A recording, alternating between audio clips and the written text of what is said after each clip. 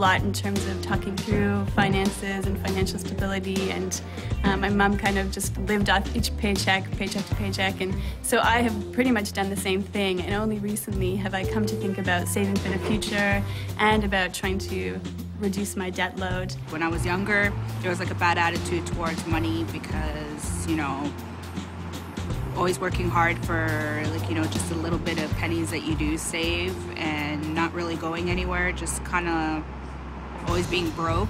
Well, money doesn't really mean anything to me. It's just something I can spend, you know, buy something with it, you know. You can save it, you know, I try and save it, but it doesn't really go that well with me.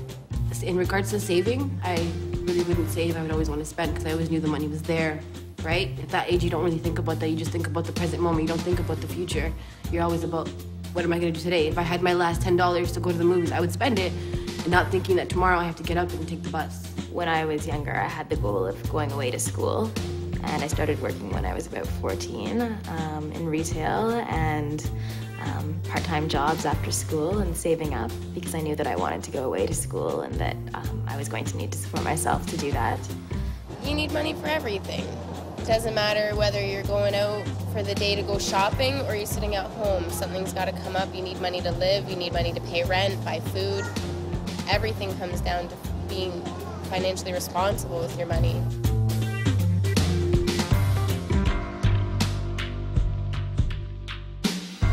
Well, I still have my account at the first bank that I ever banked at, which I believe I was probably about 10 years old when my mom brought me to the around the corner and helped me open up an OWL account, which was their child account catered to developing years of customer loyalty from children across Canada, and it worked. I bank at,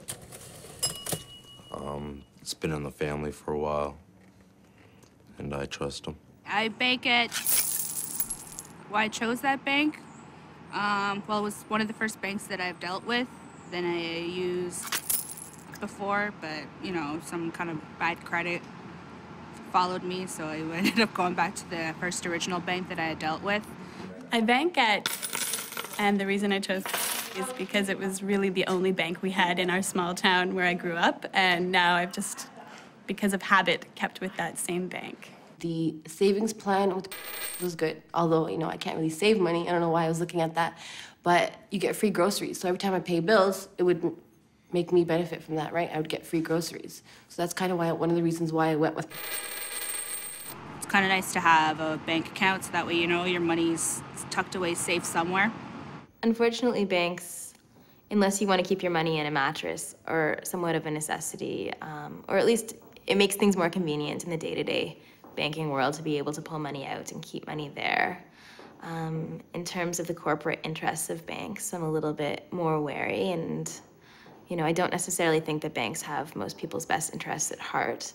And, you know, they're looking for profit, and they're looking to find that from their clients, and they're looking to garner customer loyalty and continue to make money from their clients' money.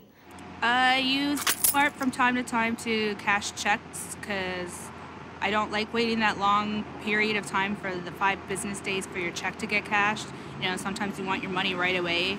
I would get maybe a student loan or like OSAP, something that I have to pay completely back. That's my money for my education to further myself, but not to get to the next payday. I've never used payday loans or Smarts, mostly because they charge pretty exorbitant rates, and I've usually been privileged enough to be able to save and have enough that I can cover myself until the next payday.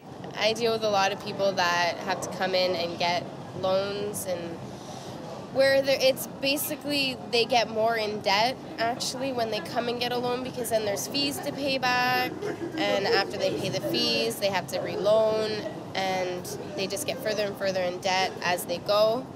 I generally don't like the idea of giving away money to companies that are preying on people who you know, don't have enough money. And so if I can avoid that myself, it seems to make sense. When I was younger, and I was living on my own, I had no money, so someone told me about going to Smart and get a pay advance, right? 2 weeks comes down the road, I'm supposed to give them the $400 back.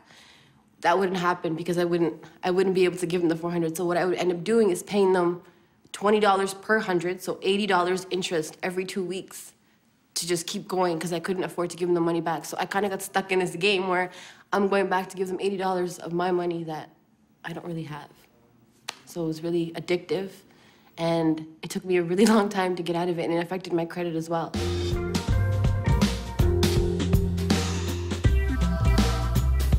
So in regards to saving, I can't save because I'm still in school. So once school's done, I'll be able to start saving. But then at that time, I'm gonna be focusing on paying all my bills that I've been putting off for the past 2 years. I would start saving if I didn't have my inheritance coming in. For one, I need my college, and I need to pay my tuition for field trips, or like school trips. You need to save money and have money for those. You want to go somewhere like the movies, you gotta have money. So it's a very good idea, so you can do whatever you want. Well, the only thing I really do budget is make sure that my rent's paid. You know, that's main thing that I have is just to keep that roof over my head, because I've been down the road where I've been homeless and not too sure where I'm going to be resting my head for the night. So that's one major issue right now, is trying to keep that roof over my head because I don't want to go back down that road. I was saving all through high school, and then I went away to school, and you know, I was on scholarship, and I used my savings, and that put me through university. And then after that, I got a job, and because I was still very used to living like a student, I was able to save up some money from that. The benefit of putting my inheritance into a fund would be interest coming in and out. And if I locked it up till I'm 21, I might even get more than $1 million, you know, if I'm lucky. You know, it just depends if I add money to that. I grew up without a dad, and since my daughter doesn't have one either, I need to make sure she has everything she can. So even if it's $10, like right now, just RSP, I just get what I can put away. So it's like $25 every 2 weeks. It's nothing huge. But over the years, it's going to add up, same as her RASP.